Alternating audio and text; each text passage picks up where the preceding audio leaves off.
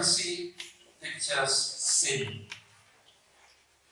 ಇವತ್ತು ಲೆಪ್ರಸಿ ಅಂತಾಗಿದ್ರೆ, ಕುಷ್ಠರೋಗ ಅಂತಾಗಿದ್ರೆ ಅದು ಪಾಪದ ಸೂಚನೆ. ಯಾವುದೇ ಕಾರಣ ನೋಡ್ತೇವೆ, ಯಾವನಾದ್ರೂ ಒಬ್ಬ ಕುಷ್ಠರೋಗಿ ಆಗಿದ್ರೆ ಏನ್ ಮಾಡ್ಬೇಕಂತ, ಅವನು ಪಾಳೆಯಿಂದ ಹೊರಗಿರ್ಬೇಕು, ಆ ಅಶುದ್ಧನಾಗಿ ಕುಯ್ಕೊಂಡು ಹೋಗ್ಬೇಕು. He was defiled.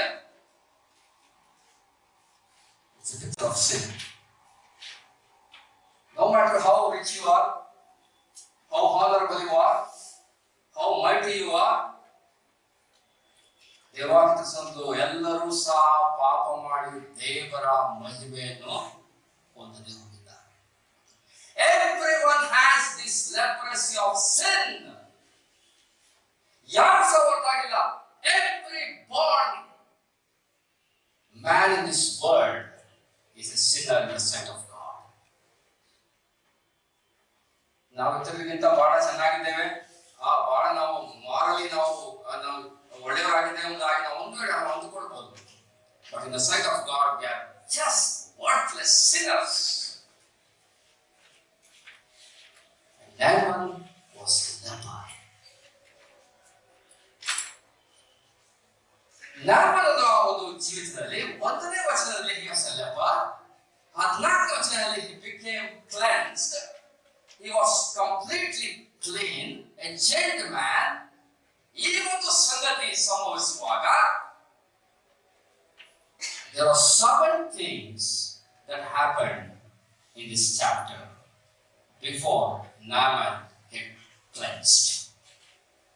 ನಾಮನನ್ನು ಅಲ್ಲಿ ಶುದ್ಧತೆ ಹೊಂದುವುದಕ್ಕೆ ಮೊದಲೇ 7 ಸಂಗತಿಗಳನ್ನು ನಾವು ಈ ಒಂದು ವಾಕ್ಯ ಭಾಗದಲ್ಲಿ ನಾವು ಓದುತ್ತಾ ಇದ್ದೀವಿ.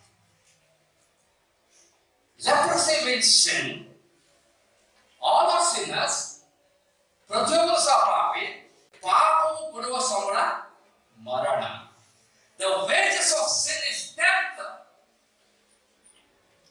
So the story of Naaman is a wonderful illustration of a sinner coming to salvation. ಒಬ್ಬ ಪಾಪಿ ರಕ್ಷಣೆಯನ್ನು ಹೊಂದುವಂತ ಒಂದು ದೃಷ್ಟಾಂತವನ್ನು ನಾವು ಈ ಒಂದು ನಾಮನ ಜೀವಿತದಲ್ಲಿ ನಾವು ನೋಡುತ್ತಾ ಇದ್ದೀವಿ. The very first thing ನಾವು ನೋಡುವಂತ ಒಂದು ಸಂಗತಿ, 7 ಸಂಗತಿಗಳನ್ನು ನಾವು ಈ ಒಂದು ಸಮಯದಲ್ಲಿ ನಾವು ಅಲೋಚನೆ ಮಾಡುವಂತರಾಗಿದೆ. The first thing, the message was conveyed. ಈ ಒಂದು ಮೆಸೇಜ್ ಎಂಬುದಾಗಿದೆ the message of cure, ಆ ಸ್ವಸ್ಥತೆ ಹೊಂದುವಂತಹ ಒಂದು ಸಂದೇಶ ನಾಮನಿಗೆ ಸಿಕ್ತು. ಯಾವಾಗ ಸಿಕ್ತು? God used an ordinary little girl to send a message. We will think about that ordinary girl in the next message. ಮುಂದಿನ ಅವನ ಸಂದೇಶದಲ್ಲಿ ಒಂದು ಅದರ ಕುರಿತಾಗಿ ನಾವು ನೋಡುತ್ತಾರೆ. But the message was sent there. ಆ ಒಂದು ಸಂದೇಶ ಆ ಒಂದು ಮನುಷ್ಯನಿಗೆ ತಲುಪುವ ಹಾಗೆ ದೇವರು ಮಾಡಿದ್ರು. God did the work. Naaman did not do anything. God did the work of sending the message to Naaman. ಅದನ್ನೇ ಆ ಒಂದು ಲೆಪ್ರಸಿ ಇರುವಾಗ ಆ ಹುಡುಗಿಯಂತಹ ಸಂಗತಿ, ಒಂದು ವೇಳೆ ನನ್ನ ಯಜಮಾನನು ಎಲೀಷನ ಪುರಾಣಿ ಹತ್ರ ಇದ್ದಿದ್ರೆ ಏನಾಗ್ತಿತ್ತು? ಸ್ವಸ್ಥ ಆಗ್ತಾ ಇತ್ತು. That was the message. It speaks of the message of salvation, message of cure. ಸ್ವಸ್ಥತೆಯ ಒಂದು ಸಂದೇಶ, ಸುವಾರ್ತೆಯ ಸಂದೇಶ. ಬೇರೆ ಒಬ್ಬ ಪಾಪಿ ಆತನು ರಕ್ಷಣೆ ಬಿಡುಗಡೆ ಹೊಂದಬೇಕಾದ್ರೆ there needs to a message of salvation to be conveyed. ಆ ಒಂದು ರಕ್ಷಣೆಯ ಸುವಾರ್ತೆ ಅದು ಪ್ರಸಿದ್ಧಿ ಮಾಡಲ್ಪಡಬೇಕು. ನಾವು ಮೊದಲೇ ಬರೆದ ಪುಸ್ತಕಕ್ಕೆ ಬಂದ್ರೆ ವಾಟ್ ಇಸ್ ದಟ್ ಗಾಸ್ಪಲ್? 15ನೇ ಅಧ್ಯಾಯಕ್ಕೆ ಬಂದ್ರೆ ಪೌಲ ಅಧ್ಯಾಯನೇ 15ನೇ ಅಧ್ಯಾಯ 1ನೇ ವಚನ, ನಾನು ನಿಮಗೆ ತಿಳಿಸಿದ ಸುವಾರ್ತೆ ಅನ್ನುವುದನ್ನು the gospel I preached ಎಂಬುದಾಗಿ ನಾವು ತಿಳಿಸೋಣ. ಆ 2ನೇ ವಚನವಾಗ ನಿಮಗೆ ಅದರಿಂದ ರಕ್ಷಣೆ ಆಗ್ತದೆ. You will be saved from that gospel. What is that gospel? 3ನೇ ವಚನ, Christ died for sins. ಕ್ರಿಸ್ತನು ನಮ್ಮ ಪಾಪಗಳ ನಿವಾರಣೆಗೆ ಸತ್ತನು, ಹೂಣಲ್ಪಟ್ಟನು, ಶಾಸ್ತ್ರದ ಪ್ರಕಾರ 3ನೇದಲ್ಲಿ ಎಬ್ಬಿಸಲ್ಪಟ್ಟನು. ಶಾಸ್ತ್ರದ ಪ್ರಕಾರವಾಗಿ ಆತನು ಮರಣ ಹೊಂದಿದನು, ಗುಣಪಟ್ಟನು, ಆತನು ಎದ್ದು ಬಂದನು. ಇದುವೇ ಆ ಸುವಾರ್ತೆ. This is the gospel of Lord Jesus Christ, the gospel of salvation. ಆತನು ನಮಗೋಸ್ಕರವಾಗಿ ಆತ ಸತ್ತನು, ಆತನು ಗುಣಪಟ್ಟನು, ಆತನು ತಿರುಗಿ ಎದ್ದು ಬಂದನೆಂಬಂತಹ ಒಂದು ಸ್ಪಷ್ಟವಾದಂತಹ ಸುವಾರ್ತೆ ದೇವರನ್ನು ಕೊಡ್ತಾರೆ. ಆ ಒಂದು ಮೆಸೇಜ್ ಇಟ್ ಗಿವ್ಸ್ ಸಾಲ್ವೇಷನ್. ರೋಮಪತ್ರಿಕೆ 1ನೇ ಅಧ್ಯಾಯಕ್ಕೆ ಬಂದ್ರೆ ಆತ ಹೇಳ್ತಾನೆ, ಸುವಾರ್ತೆ ಏನಂದ್ರೆ ದೇವರ ಬಲ ಸ್ವರೂಪವಾಗಿ, the power of God unto salvation. ರಕ್ಷಣೆ ಹೊಂದಿಸುವುದಕ್ಕಾಗಿ ದೇವರ ಬಲ ಯಾವುದು ಅಂತ ಹೇಳಿದ್ರೆ ಇಟ್ಸ್ ದ ಗಾಸ್ಪಲ್. ದೇವರ ಬಲ ಸ್ವರೂಪವಾಗಿರುವಂತಹ ಸುವಾರ್ತೆ ಅದು ಮೊದಲು ಯಹೂದರಿಗೆ, ಆಮೇಲೆ ಗ್ರೀಕರಿಗೆ, ಅದು ನಂಬುವವರೆಲ್ಲರಿಗೂ ಸಹ ರಕ್ಷಣೆ ಮಾಡುತ್ತದೆ. ರೋಮಪತ್ರಿಕೆ 10ನೇ ಅಧ್ಯಾಯಕ್ಕೆ ಬಂದ್ರೆ ಅಲ್ಲಿ ಆ ಹೇಳ್ತಾನೆ, ಸಾರುವವರಿಲ್ಲದೆ ನಂಬುವುದಲ್ಲಿ. How can they believe if no one tells the gospel? ಸಾರುವವರಿಲ್ಲದೆ, ಸ್ವಾರ್ಥವನ್ನು ತಿಳಿಸುವವರಿಲ್ಲದೆ ರಕ್ಷಣೆ ಹೊಂದೋದು ಹೇಗೆ ಎಂಬುದಾಗಿ ಆತ ತಿಳಿಸುವಂತಹ ಸಾರುವಂತಹ ಆ ಸುವಾರ್ತೆ ಸಾರಪಟ್ಟದ ದೇವರು ಈ ಒಂದು ಪ್ರಪಂಚ, ಈ ಒಂದು ಯೂನಿವರ್ಸ್ ಮುಖಾಂತರವಾಗಿ ದೇವರಿದ್ದಾನೆ ಎಂಬ ಒಂದು ಸಂಗತಿಯನ್ನು ತಿಳಿಸಿದ್ದಾನೆ.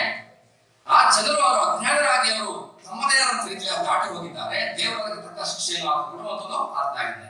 ಆದ್ರೆ ಆ ಸುವಾರ್ತೆ ಗೊತ್ತಾಗಿರುವಾಗ the sword ಯಾವುದು, the gospel of salvation has to be conveyed. ಆ ಒಂದು message of conveying God did through little girl. ಆ ಒಂದು ಚಿಕ್ಕ ಹುಡುಗಿಯ ಮುಖಾಂತರವಾಗಿ ಆ ಸಂದೇಶವನ್ನು ರವಾನಿಸಿದಂತ ಒಂದು ಸಂಗತಿಯನ್ನು ನಾವು ಮೊದಲನೇದಾಗಿ ನಾವು ಎರಡನೇದಾಗಿ ನಾವು ಬರುವಾಗ the message was falsely interpreted. ಈ ಒಂದು ಸಂದೇಶ, ರವಾನಿಸಲ್ಪಟ್ಟಂತಹ ಒಂದು ಸಂದೇಶ, ಅದು ತಪ್ಪಾದಂತ ಅರ್ಥೈಸುವಿಕೆ, ತಪ್ಪಾದಂತ ವ್ಯಾಖ್ಯಾನ ಅಲ್ಲಿ ಉಂಟಾಯಿತು. ಹುಡುಗಿ ಹೇಳಿದ್ದಾರೆ, ಆ ಪ್ರವಾದಿಯಂತರಿದ್ದಾರೆ ಅವರು ಸ್ವಸ್ಥ ಮಾಡ್ತಾ ಇದ್ದಾರೆ. She gave the message of cure. ಆದ್ರೆ ಈ ನಾಮನ ಏನ್ ಮಾಡ್ತಾನೆ? He goes to the king of Syria. 4ನೇ ವರ್ಷ ಆತ ಸಿರಿಯಾ ಅರಾಮ್ಯ ರಾಷ್ಟ್ರಗಳಿಗೆ ಹೋಗ್ತಾನೆ. ಆ ಅರಾಮ್ಯ ರಾಷ್ಟ್ರಗಳಿಗೆ ಹೋಗಿ ಇಸ್ರಾಯೇಲ್ ದೇಶದಲ್ಲಿ ಈ ರೀತಿಯಾಗಿ ಇದೇ ಎಂಬುದಾಗಿ ಅವರು ಎಂಬುದಾಗಿ ಅವನು ಸಂದೇಶ ತಿಳಿಸ್ತಾನೆ. ಅವನೇನ್ ಮಾಡ್ತಾನೆ? I will send a letter to king of Israel. Israel ರಾಜನಿಗೆ ಒಂದು ಲೆಟರ್ ಕಳಿಸ್ತಾನೆ, ಇನ್ಫ್ಲೂಯೆನ್ಸ್ ಮಾಡ್ತಾನೆ ಎಂಬುದಾಗಿ ಹೇಳಿ ಅಲ್ಲಿ ನಾವು ಏನ್ ಮಾಡ್ತಾನೆ? He took princely gift. 10 ತಲಾಂತು ಬೆಳ್ಳಿ, the 6,000 shekels of gold, 10 changes of raiment. ಈ ಎಲ್ಲಾ ಸಂಗತಿಗಳನ್ನು ನಾವು ಅದನ್ನು 5ನೇ ವಚನದಲ್ಲಿ ನಾವು ಓದಲಾಗಿದೆ.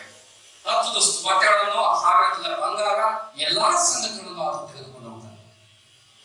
He is thinking that cure can be bought or cure can be influenced.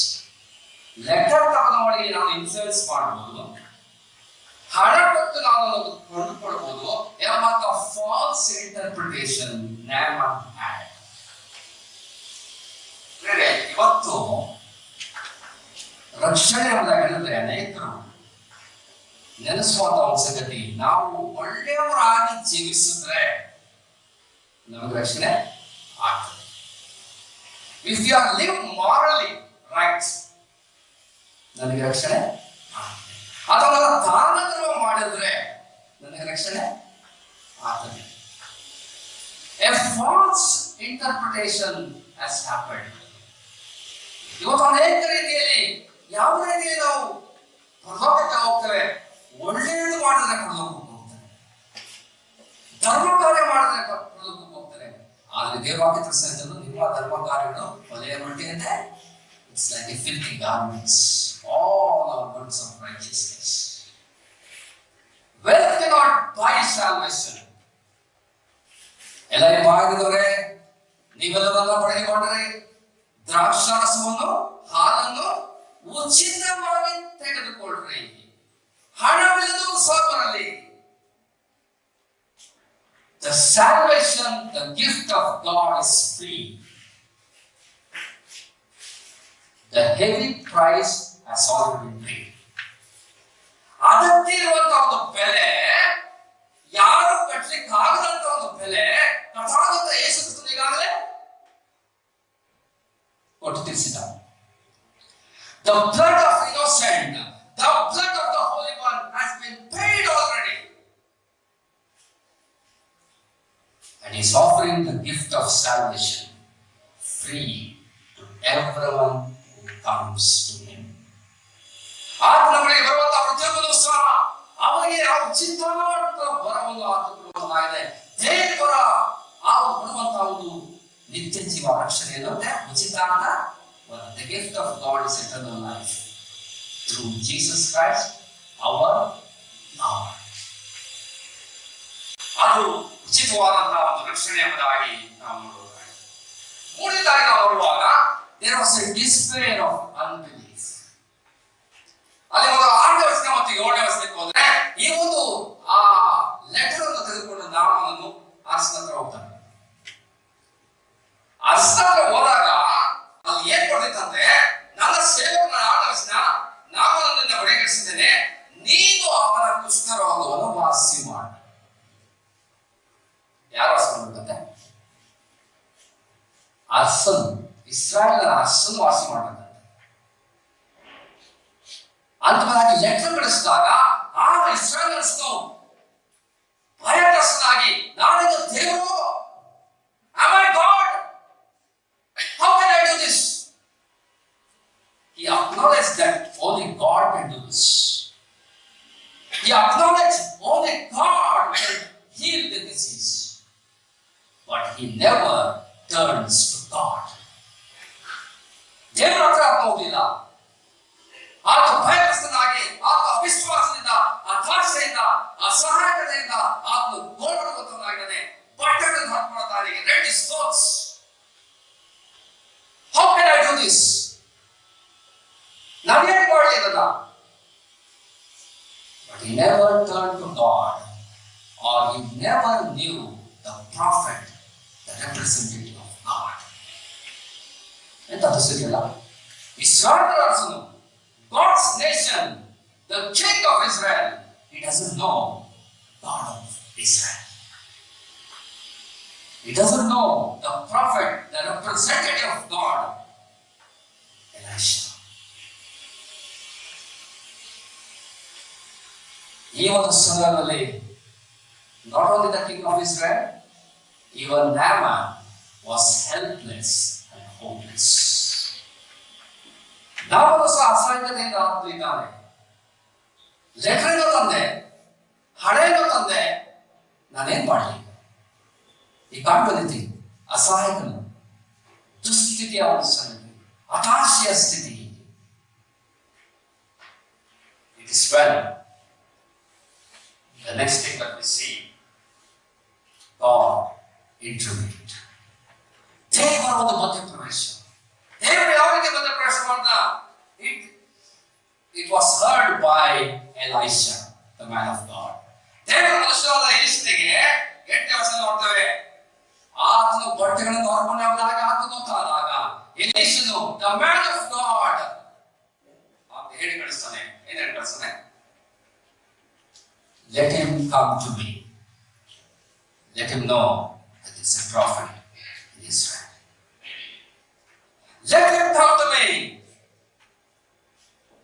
ನಾವು ಅಶಕ್ತರಾಗಿದ್ದಾಗ, ಹತಾಶೆಗಳಾಗಿದ್ದಾಗ, ರೋಮರ ಪತ್ರಿಕೆ ನಾವು ನೋಡ್ತಾ ಇದ್ದೇವೆ, ಧ್ಯಾನ ವಚನದಲ್ಲಿ ನಾವು ಅಶಕ್ತರಾಗಿದ್ದಾಗಲೇ ದೇವರು ನೇಮಿತವಾಗಲಿ ಕ್ರಿಸ್ತನನ್ನು ಆತನು ಕಳುಹಿಸಿಕೊಂಡನು.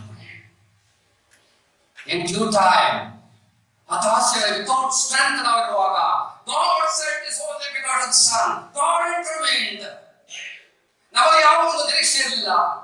ನಿರೀಕ್ಷೆ ಇರುವಂತ ಸ್ಥಿತಿ ಆಗಿರುವಾಗ ಕಥಾಗತ ಯೇಸು ಕ್ರಿಸ್ತನು ತಾನೇ, the Son of God himself came to this world. ಎಲಿಷನೇ ಹೇಳ್ತಾನೆ, let him come to me. What did Lord Jesus say? You who are heavy laden, ಕಷ್ಟಪಡುವವರೇ ಹೊರಹೋದವರೇ, ನೀವೆಲ್ಲರೂ ನನ್ನ ಬಳಿಗೆ ಬನ್ನಿರಿ. You come to me, I will give you rest. Picture of Lord Jesus Christ in Elisha is saying, let him come to me. ಅವನು ನನ್ನ ಬಳಿಗೆ ಬರಲಿ ಎಂಬುದಾಗಿ ಅವನು ಹೇಳುವಂತ ಒಂದು ಸಂಗತಿಯನ್ನು ಹೇಳುವಂತ ಮಾತು ಎಲ್ಲರಿಗೆ ಬಹಳ ಸಕಲರಿದ್ರೆ ಆ ಬಾಯಿರ್ತಾರೆ ಯಾವುದಾದ್ರೂ ನೀರಡಿಕೆ ಆಗಿದ್ರೆ ನನ್ನ ಬಳಿಗೆ ಬರಲಿ. ಯೋಹಾನನ ಸುವಾರ್ತೆ 7ನೇ ಅಧ್ಯಾಯ. Let him come to me. He has been thirsty. ಬಾಯಿರ್ದವನಾಗಿರ್ಬೇಕು, ಕಷ್ಟಪಡುವವನಾಗಿರ್ಬೇಕು, ಹೊರೆ ಬರುವಂತಹ ಒಂದು ರೀತಿಯಲ್ಲಿ ಆತನಿಗೆ ಅನುಭವ, ಅವನ ಪಾಪದ ಒಂದು ಹೊರೆ ಒಂದು ಅನುಭವದಲ್ಲಿ ಅವನು ದಾಟುವುದನ್ನಾಗಬೇಕು. ಅವನು ನನ್ನ ಬಳಿಗೆ ಬರಲಿ. Let him come to me ಎಂಬುದಾಗಿ ಕಥಾದಂತ ಯೇಸು ಕ್ರಿಸ್ತನು ಹೇಳಿದಂತ ಒಂದು ಸಂಗತಿ. ಎಲೀಷನು he sent a messenger there, ಅಲ್ಲ, ಒಬ್ಬ ಸಂದೇಶಕವನ್ನು ಅವನು ಕಳಿಸಿ ಆತ ಹೇಳ್ತಾನೆ, ನೀನು ಹೀಗೆ ಮಾಡುವಂತ ಒಂದು ಸಂಗತಿಯನ್ನು ಮಾಡ್ತಾನೆ. ಯಾಕೆ? he could not touch the leper. ಧರ್ಮಶಾಸ್ತ್ರ ಏನಿತ್ತು, ಯಾವನಾದರೂ ಕುಷ್ಠರೋಗಿಯನ್ನು ಆತನು ಸೋಂಕಿದರೆ ಅವನು ಸಹ ಅಶುದ್ಧರಾಗುವಂತಹ ರೀತಿಯಲ್ಲಿ ಇದ್ದಂತಹ ಆ ಒಂದು ಸಂಗತಿಯನ್ನು ಎಲೀಷನು ಕೂಡ touch, he only can say. We come to the Lord Jesus Christ. ಮತ್ತಾಯನ ಸುವಾರ್ತೆ, ಮಾರ್ಕನ ಸುವಾರ್ತೆ, ಲೂಕನ ಸುವಾರ್ತೆಯಲ್ಲಿ ಒಬ್ಬ ಕುಷ್ಠರೋಗಿ ನಮ್ಮ ಕಥಾದಂತ ಯೇಸು ಕ್ರಿಸ್ತನ ಬಳಿಗೆ ಬರ್ತಾನೆ. ಕಥಾದಂತ ಯೇಸು ಕ್ರಿಸ್ತನ ಬಳಿಗೆ ಆತ ಬರುವಾಗ ಯೇಸು ಸ್ವಾಮಿ ಮಾಡಿದಂತ ಸಂಗತಿ ಏನು? ಅವನನ್ನು ಮುಟ್ಟಿ ಸ್ವಸ್ಥ ಮಾಡುವಂತ. Why? Because Lord Jesus Christ is the only one who is holy, harmless, undefiled, separate from sinners.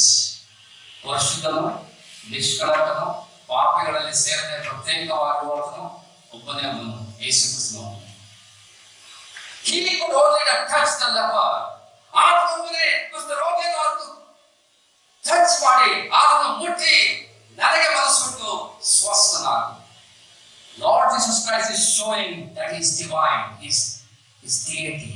ಆತನು ದೇವಕುಮಾರನು, ಆತನು ದೇವರೇ ಆಗಿದ್ದಾನೆ ಎಂಬುದಾಗಿ ಆತನು ಸಾಬೀತು ಮಾಡುವಂತ ಒಂದು ಸಂಗತಿ. He is touching the leper and healing the leper. The same Lord Jesus Christ, he has the power to forgive our sins and your sins. ಕಥಾದಂತ ಯೇಸು ಕ್ರಿಸ್ತನು ಮಾತ್ರವೇ ಪಾಪಗಳನ್ನು ಕ್ಷಮಿಸುವಂತ ಅಧಿಕಾರ, ಬೇರೆ ಯಾರಿಗೂ ಸಹ ಇಲ್ಲ. ಮನುಷ್ಯ ಕುಮಾರನಿಗೆ ಮಾತ್ರ ಏನಂತೆ ಪಾಪಗಳಿಂದ ಬಿಡಿಸುವಂತ ಅಧಿಕಾರ. Only Lord Jesus Christ can forgive your sins. ಆ ಒಂದು ಸಂಗತಿಯನ್ನು ನಾವು God's intervention, ದೇವರು ತಾನೇ ಅಲ್ಲಿ ಮಧ್ಯಸ್ಥಿಕೆ ಮಧ್ಯಪ್ರವೇಶ ಮಾಡಿದಂತ ಅಂಶ. ಐದನೇದಾಗಿರುವಾಗ you see the merciful message there, ಕರುಣೆಯ ಒಂದು ಸಂದೇಶ. 10ನೇ ವಚನದಲ್ಲಿ ನೋಡ್ತೇವೆ, ಎಲೀಷ ಹೇಳ್ತಾನೆ, ನೀನು ಯೋರ್ದಾನಿಗೆ ಹೋಗಿ ಅಲ್ಲಿ ಮುಳುಗಿ ಎದ್ದು, go and wash yourself in Jordan. What is Jordan? ನೀನು ಶುದ್ಧನಾಗ್ತೀಯ ಅಷ್ಟೇ. What's Jordan? Jordan is a river of death. Jordan means descender. ಯೋರ್ದನ್ ಒಳಗೆ ಆ ನೀರು ಹೋಗಿ ಡೆಡ್ಸ್ಗೆ ಹೋಗಿ ಅಲ್ಲೇ ಸ್ಟಾಪ್. ಇಟ್ಸ್ ಎ ಡಿಸೆಂಡರ್, ಅದು ಕೆಳಗೆ ಹೋಗುವಂತ ಅಂಶ. ನಮ್ಮ ಕಥಾದಂತ ಯೇಸು ಕ್ರಿಸ್ತ ಕುರಿತಾಗಿ the death of Christ, it speaks of the death of Lord Jesus Christ. ಆತ್ಮ ಪರಲೋಕದಿಂದ ಆತನು ಇಳಿದು ಬಂದು ಆತ್ಮರನ್ನಾಗಿ, ಆತ್ಮ ಮನುಷ್ಯನಾಗಿ, ಆತ್ಮ ನಮ್ಮೆಲ್ಲರ ದೋಷಗಳನ್ನು ಆತ್ಮ ಹೊತ್ತುಕೊಂಡು ಆತ್ಮ ವಾರಿಷ್ಯದಲ್ಲಿ ಆತ್ಮ ಮರಣವನ್ನು ಅನುಭವಿಸುವಂತ ಅಂಶ. So, washing in Jordan, he has to wash in the death of Christ. ಕಥಾದಂತ ಯೇಸು ಕ್ರಿಸ್ತನನ್ನು ನಂಬುವಾಗ ಯಾವುದೇ ಒಬ್ಬ ಪಾಪಿ, he will be washing in the death of Christ. ಯೇಸು ಕ್ರಿಸ್ತನ ಮರಣದಲ್ಲಿ ನಾವು ಶುದ್ಧತೆ ನಾವು ಹೊಂದುವಂತ ಅಂಶ, ಅದರಲ್ಲಿ ನಾವು ತೊಡಕೊಳ್ಳುವಂತಹ ಅಂಶ. ನಾವು ರೋಮಪತ್ರಕ್ಕೆ 8ನೇ ಬಿಡುವಾಗ we are identified in Christ's death.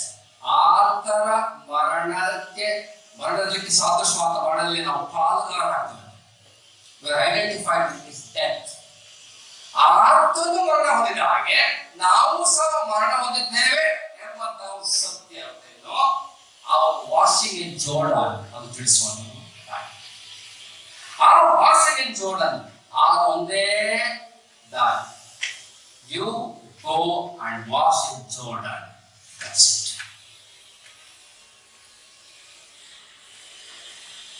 ಅಪೊಸ್ತಲರ 4ನೇ ನೋಡ್ತೇವೆ. ಆ ಹೆಸರಿನಿಂದಲ್ಲದೆ ಆಕಾಶದ ಕೆಳಗೆ ಕೊಡಲ್ಪಟ್ಟಿರುವ ಯಾವ ಹೆಸರಿನಿಂದಲೂ ನಮಗೆ ರಕ್ಷಣೆ ಆಗುತ್ತದೆ.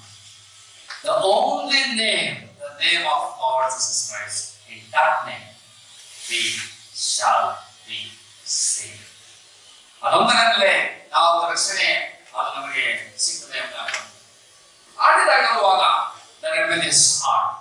ಆಗ ಏನ್ ಮಾಡ್ತಾನೆ, ಯಾವಾಗ ಒಂದು ಸಂಗತಿಯನ್ನು ಕೇಳು 11ನೇ ವಚನದಲ್ಲಿ ಕೋಪೋದ್ರೇಕನಾಗ್ತಾನೆ. ಕೋಪ ಯಾಕೆ? He had pride. ಆತನಿಗೆ ಅಹಂಕಾರ, ಗರ್ವ ಇತ್ತು. ಕುದುರೆ ರಾಹುತರು ಎಲ್ಲರೂ ಸಹ ಆತನ ತೆಗೆದುಕೊಂಡು ಅವನು ಬಂದಿದ್ದಾರೆ. ದ ಪ್ರೈಡ್, ಅಶ್ವಬಲ, ಮನುಷ್ಯರ ಬಲ, ಅದರ ಮೇಲೆ ಆತುಕೊಳ್ಳುವಂತಹ ಒಂದು ಸಂಗತಿ ಅದು ನಾಮ. ಅದಕ್ಕೋಸ್ಕರವಾಗಿ ಆತ ಪ್ರೈಡ್ ಇಂದ ಆತ ಹಿಡಿಯಬೇಕಾಗಿಲ್ಲ. ನೀನು ಹೋಗಿ ಅಲ್ಲಿ ಯೋರ್ದಾನಿಗೆ ಅಲ್ಲಿ ಹೋಗಿ ನೀನು ಸ್ನಾನ ಮಾಡಂತ ಹೇಳಿದ್ರೆ ಏನ್ ಮಾಡಬೇಕು? ಕುದುರೆಯಿಂದ ಹಿಡಿಬೇಕು, ಆತನ ಹೋಗ್ಬೇಕು, ಆತನ ತಂದೆ ಅಂತ ಏನ್ ದೇವರು ಹೇಳಿ ಹೇಳ್ತಾರೋ ಅದಕ್ಕೆ ಒಳಗ. ಆದ್ರೆ ಆತನಿಗೆ ಆತನ ಇಷ್ಟ ಇದೆ. ಅದಕ್ಕೋಸ್ಕರವಾಗಿ ಆತನ ಕೋಪೋದ್ರೇಕನಾಗುವಂತ ಅನಿಸ್ತದೆ. ನನ್ನ ಜೀವಿತಗಳಲ್ಲಿ ಒಂದು ಪ್ರೈಡ್ ಎನ್ನುವಂತ ಸಂಗತಿ ಅನೇಕ ಸಾರಿ ನಾವು ಸಬ್ಮಿಟ್ ಆಗದ ಹಾಗೆ ಅದು ಮಾಡುವಂತ. ಇಲ್ಲಿ ನಾಮಾನಲ್ಲಿ he had preconceived opinions. ಏನ್ ಅನ್ಕೊಂಡಿದ್ದ? ಎಲ್ಲಿ ಇಷ್ಟಪಡ್ತಾನೆ, ನನ್ನ ಮೇಲೆ ಕೈ ಆಡಿಸ್ತಾನೆ, ಅದನ್ನು ಅವನಿಗೆ ಸ್ವಸ್ಥ ಮಾಡಿ ಅಷ್ಟೇ. ಹೇಳ್ತಾನೆ ಅಬಾನ ಪರ್ಪರ್ ಎಂಬಂತಹ ಒಂದು ಪದಗಳಿಲ್ವಾ? ಅದ್ಯಾಕೆ ಆಗಬಾರ್ದಾಗಿತ್ತು? Why not ಅಬಾನ ಪರ್ಪರ್? He owned preconceived ideas. ಇದು ರಕ್ಷಣೆ ಹೊಂದೋದಕ್ಕೋಸ್ಕರವಾಗಿ ದೇವರ ಬಳಿಗೆ ಬರುವಾಗ many have their own preconceived ideas. ತಮ್ಮದೇ ಆದಂತಹ ರೀತಿಯ ಆಲೋಚನೆ.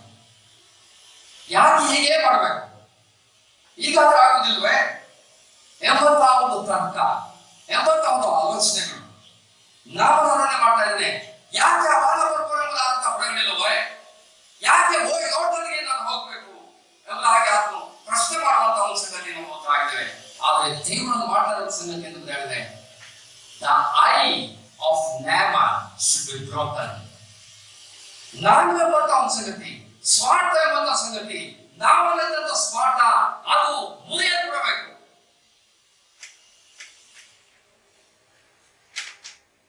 When the pride is broken, I ಎಂಬಂಥದ್ದು ಯಾವಾಗ ಬ್ರೋಕನ್ ಆಗ್ತದೋ then we can enjoy the salvation. ನಿಜವಾದಂತ ರಕ್ಷಣೆಯಲ್ಲಿ ನಾವು ಆನಂದಿಸಬಹುದು. ಆ ಒಂದು ಸ್ವಾರ್ಥ ಕ್ರಿಸ್ತ ಯೇಸುವಿನವರು ಏನಂದ್ರೆ ಸ್ವೇಚ್ಛಾಭಿಲಾಷೆ, ವಿಷಯಾಭಿಲಾಷೆ ಅವೆಲ್ಲ ಒಂದಷ್ಟು ನಮಗೆ ಹಾಕಿರೋದು. I should be going down. ನಾನು ಎಂಬುದು ಕೆಳಗೆ ಹೋಗ್ಬೇಕು, ಕರ್ತವ್ಯ ಮತ್ತು ಕ್ರಿಸ್ತನ ಹಾಗೆ ಎನ್ನುವಂಥದ್ದು ಮೇಲೆ ಹೋಗ್ಬೇಕು. ಆಗ ಮಾತ್ರ ಅಲ್ಲಿ ನಿಜವಾದಂತಹ ಒಂದು ರಕ್ಷಣೆ. He has to come as he is. Richness ಅಲ್ಲ, ಆತನ ತಗೊಂಡಂತ ಬೆಳ್ಳಿ ಬಂಗಾರ ತಲಾಂತಗಳು ಅಥವಾ ಯಾವ ಸಹ ಇಲ್ಲ, ಆತ ಇದ್ದ ಹಾಗೆ ಆತ ಬರ್ಬೇಕಷ್ಟೇ. ಒಬ್ಬ ಪಾಪಿ ರಕ್ಷಣೆ ಹೊಂದಬೇಕಾದ್ರೆ he has to come as he is. ಆತ ಇದ್ದ ಹಾಗೆ just as I am. ಆತನು ಕೈಯಲ್ಲಿ ಒಂದು ಇರುತ್ತದೆ, ನಿನ್ನ ಬಳಿಗೆ ಬರ್ತದೆ ಎಂಬುದಾಗಿ ನಾವು ಒಂದು ಹಾಡು ಮಾಡುವಾಗ ಆತನು ಆ ರೀತಿಯಾಗಿ ಆತನು ಬರಬೇಕಾಗುತ್ತೆ. If we think that we are better than others, we can't be saved. ನಾನು ಇತರರಿಗಿಂತ ನಾನು ಉತ್ತಮವಾಗಿದ್ದೇನೆ ಎಂಬಂತ ಒಂದು ಆಲೋಚನೆಯಿಂದ ನಾನು ಯೇಸುಸ್ವಾಮಿ ಹತ್ರ ಬಂದ್ರೆ we not be saved because ನಾನು ಪಾಪಿ ಎಂದಾಗ I am a worst sinner. Only Christ can save me. ಯೇಸು ಸ್ವಾಮಿ ಮಾತ್ರ ನನಗೆ ರಕ್ಷಣೆಗೆ ಸಾಧ್ಯ ಎಂಬುದಾಗಿ ಆ ಒಂದು ಮನವರಿಕೆಯಿಂದ ತಗ್ಗಿಸುವಿಕೆಯಿಂದ ನಾನು ಬರುವಾಗ ಮಾತ್ರ ಅಲ್ಲಿ ರಕ್ಷಣೆ ನನಗೆ ಉಂಟಾಗುತ್ತದೆ. ಮಾತ್ರವಲ್ಲ, ಏಳನೇದಾಗಿ ನಾವು ಬರುವಾಗ he had surrendered will. He had a rebellious heart. ಅಲ್ಲಿ ಎದುರು ಬಿಡುವಂತಹ ಒಂದು ಹೃದಯ ಇತ್ತು.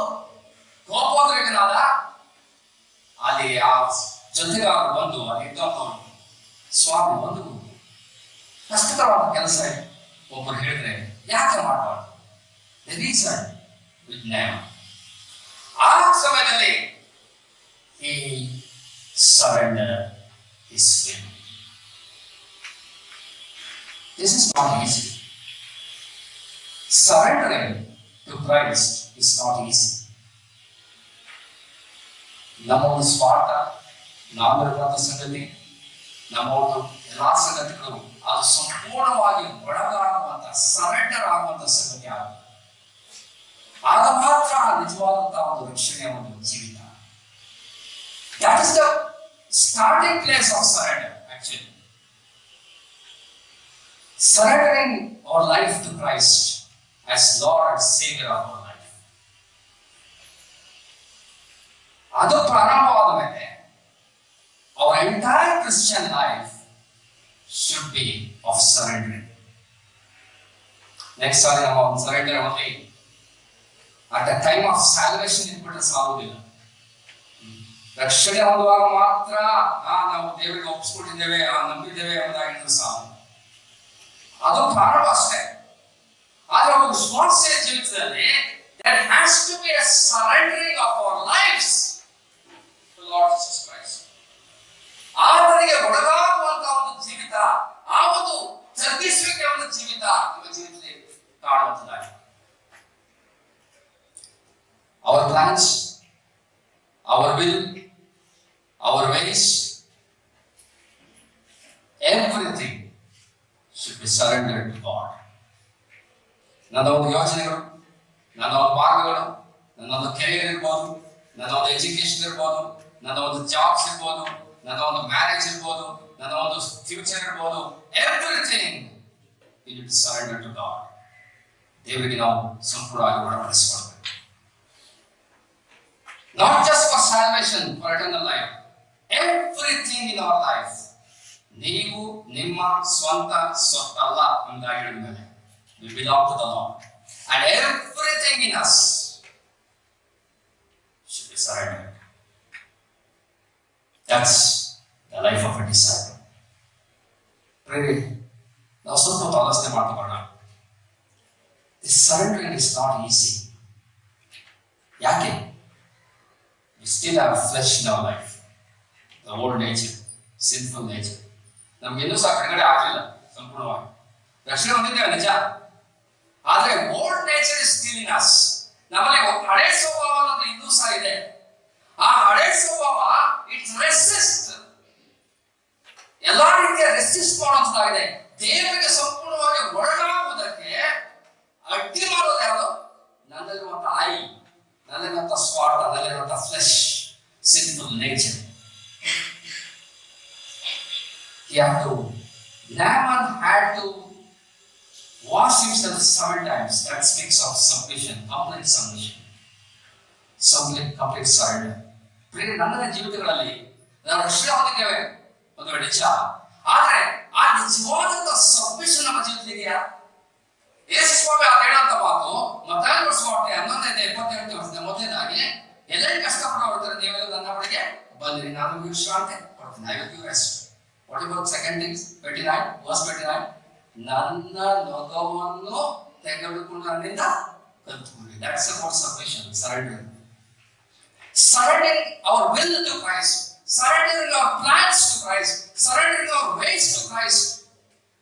ಆಗ ವಿಶ್ರಾಂತಿ ಏನಂದ್ರೆ ಸಿಗ್ತದಂತೆ. There's a difference. God will give peace, the rest of salvation.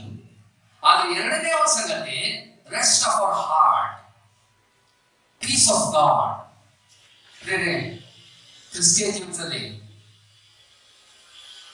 we are not enjoying our Christian life because we are not surrendering our plans, our ways, our will to God. ನಾವು ಇಸ್ರಾಯೇಲ್ ರೀತಿ ಇದ್ದೇವೆ. ಐಗುಪ್ತ ದೇಶದಿಂದ ನಾವು ಬಿಡುಗಡೆ ಆಗಿದ್ದೇವೆ ನಿಜ. ಆದರೆ ಕಾನಾನ್ ದೇಶಕ್ಕೆ ಹೋಗುವಂತಹ ಒಂದು ಎಂಜಾಯ್ಮೆಂಟ್ ಅವರ ಜೀವಿತದಲ್ಲಿ ಕಾಣಲಿಲ್ಲ. ಯಾಕೆ? There's no surrender, there's no faith in their lives. ಅವರಿಗೆ ನಿಜವಾದ ನಂಬಿಕೆಯಿಂದ ಮುಂದೆ ಹೋಗುವಂತ ಸಂಪೂರ್ಣವಾಗಿ ದೇವರಿಗೆ ಒಳಗಾಗುವಂತ ಜೀವಿತ ಅವರಾಗಿಲ್ಲ. Only Caleb and Joshua went to Canaan. ಎಲ್ಲರೂ ಸಹ ಅಲ್ಲಿ ಅರಣ್ಯದಲ್ಲಿ ಹೋದ್ರು. ಯಾಕೆ? No faith in moving forward. Our surrendered life, until we cross Jordan. ಆ ಒಂದು ಯೋರ್ಡನ್ ಹೊಡೆದು ದಾಟಿದಂತ ಹೇಳಿದ್ರೆ identifying myself that I am dead in Christ.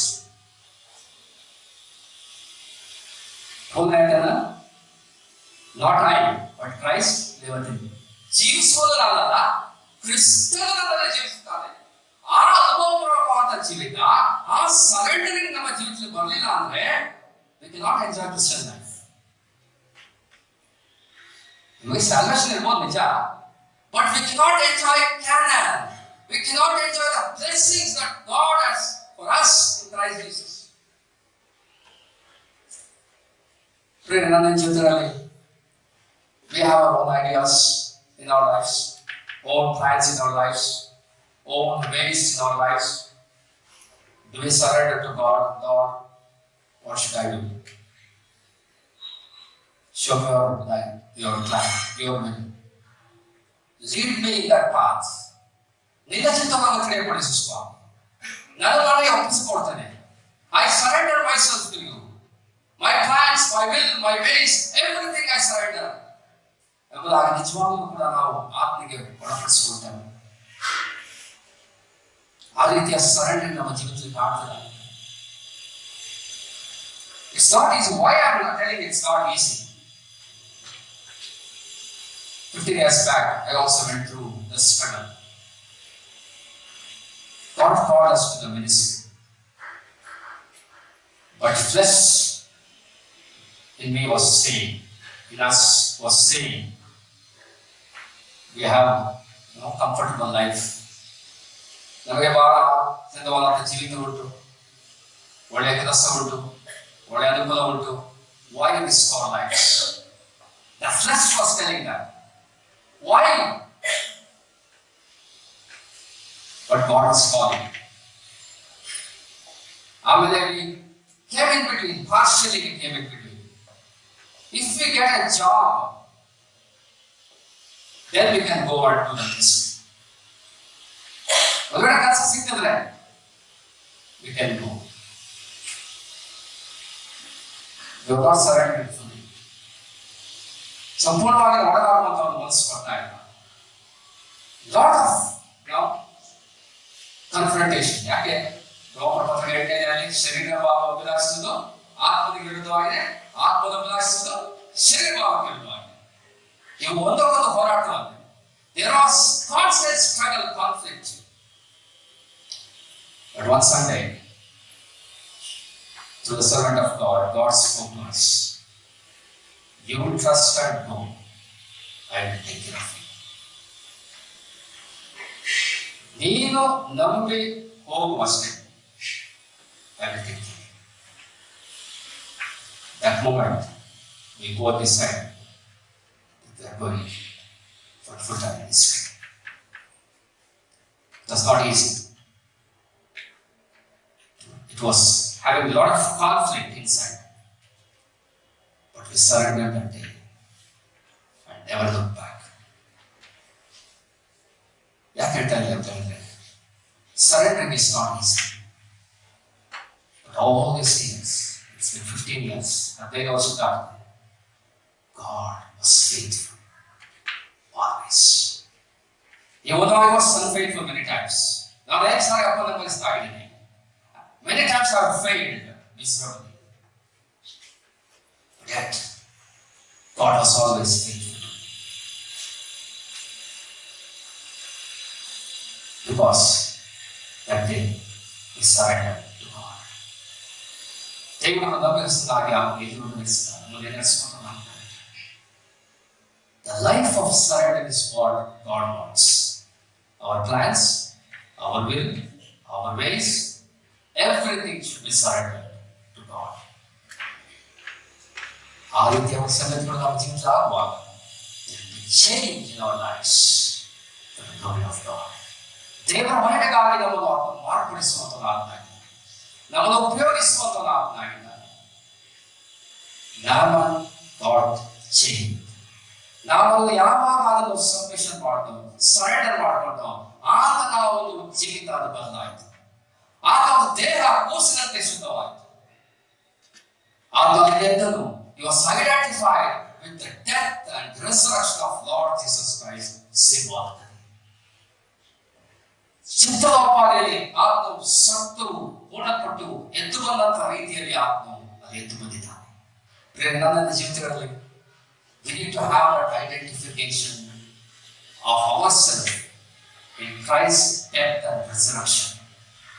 ನಾವೆಲ್ಲರೂ ಸ್ವಾರ್ಥವನ್ನು ಸಾಯಬೇಕು. We need to reckon ourselves dead unto sin and alive unto God. ದೇವರಿಗೋಸ್ಕರವಾಗಿ ಜೀವಿಸುವವರಾಗಿ ನಾವು ಇಡಿಸಿಕೊಳ್ಳುವಂತಹ ಒಂದು ಜೀವಿತ ನನ್ನ ಜೀವಿತದಲ್ಲಿ ಆ ಒಂದು ಜೀವಿತ ನನ್ನ ಜೀವಿತ ಆಗುವುದಾದರೆ ಆ ನಿಜವಾದಂತಹ ಒಂದು ದೇವರ ಆಶೀರ್ವಾದ, ಕ್ರಿಸ್ತನಿಂದ ಬರುವಂತಹ ಒಂದು ಆಶೀರ್ವಾದ. We can enjoy the blessings that is in Christ Jesus. ನಾವಾದರೂ ಅವುಗಳಿಗೆ ಜೀವ ಇರಬೇಕಂತಲೋ ಅದು ಸಮೃದ್ಧಿ ಆಗಬೇಕಂತ ಆ ಸಮೃದ್ಧಿಕರವಾದ ಜೀವಿತ ನಮ್ಮ ಜೀವಿತದಲ್ಲಿ, ನನ್ನ ಜೀವಿತದಲ್ಲಿ, ನಿನ್ನ ಜೀವಿತದಲ್ಲಿ, ಪ್ರತಿಯೊಬ್ಬರ ಜೀವಿತದಲ್ಲಿ ಇರಬೇಕಾದ್ರೆ let us surrender our plans, our ideas, our will to the Lord and trust Him to do things for His glory. ಆ ರೀತಿ ಆಗುವಾಗ ದೇವರು ತಾನು ನಮಗೆ ಸಹಾಯ ಮಾಡಿದ್ದಾರೆ.